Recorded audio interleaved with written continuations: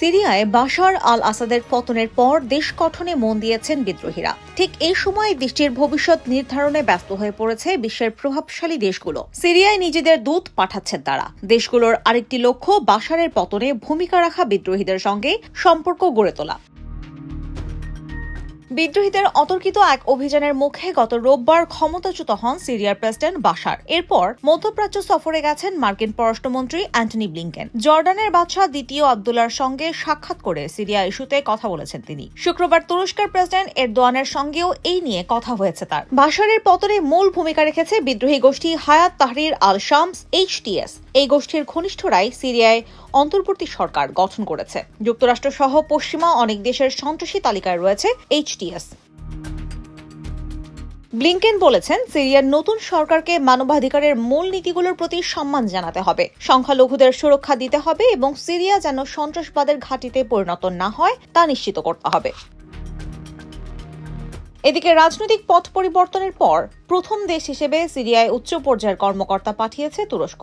রাজধানী দামেস্কের উমাইয়া মসজিদে তুরস্কের জাতীয় গোয়েন্দা সংস্থার প্রধান ইব্রাহিম কালিনকে দেখা গেছে। এই মসজিদেই বাশারের পতনের দিন ভাষণ দিয়েছিলেন HTS নেতা আবু মোহাম্মদ আল জুলানি। কালিন এমন সময় দামেস্ক সফর করলেন যখন সিরিয়ায় যুক্তরাষ্ট্র সমর্থিত কুর্দি গোষ্ঠীর বিরুদ্ধে তুরস্কের সামরিক বাহিনী এবং দেশটির সমর্থন পাওয়া সশস্ত্র যোদ্ধাদের অভিযান নিয়ে উদ্বেগ প্রকাশ করেছেন ব্লিংকেন।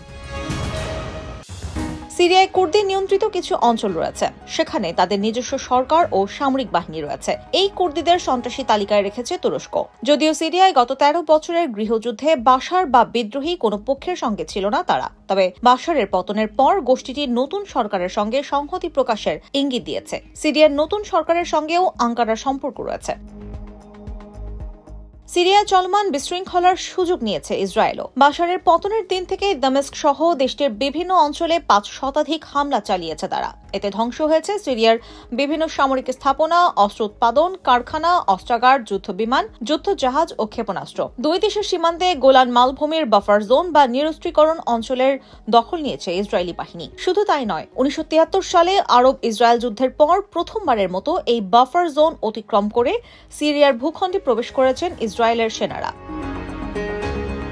ইসরায়েলের ভাষ্য, নিজেদের নিরাপত্তার স্বার্থেই সিরিয়ায় অভিযান চালাচ্ছে তারা। আর বাফার জোনকে আগের অবস্থায় ফিরিয়ে আনার জন্য সিরিয়া ও ইসরায়েলের মধ্যে কোনো চুক্তির সম্ভাবনা আপাতত দেখা যাচ্ছে না। ইসরায়েলের প্রধানমন্ত্রী নেতানিয়াহুর কার্যালয় থেকে বলা হয়েছে, 1974 সালের যুদ্ধবিরতি চুক্তি অনুযায়ী এই অঞ্চলের দায়িত্ব কার্যকর কোনো বাহিনী না নেওয়া পর্যন্ত সেখানে ইসরায়েলের সেনারা অবস্থান করবেন।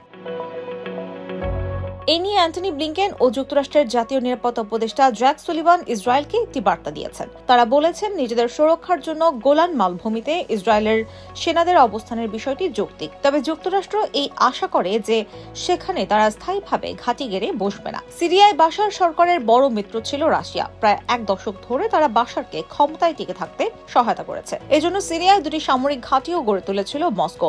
এখন সেই ঘাঁটিগুলোর সুরক্ষার জন্য সিরিয়ার নতুন সরকারের সঙ্গেও যোগাযোগ শুরু করেছে তারা। সন্ত্রাসবাদের বিরুদ্ধে লড়াইয়ে সবার ঐক্যমত নিয়ে আলোচনা করতে চাইছেন তিনি।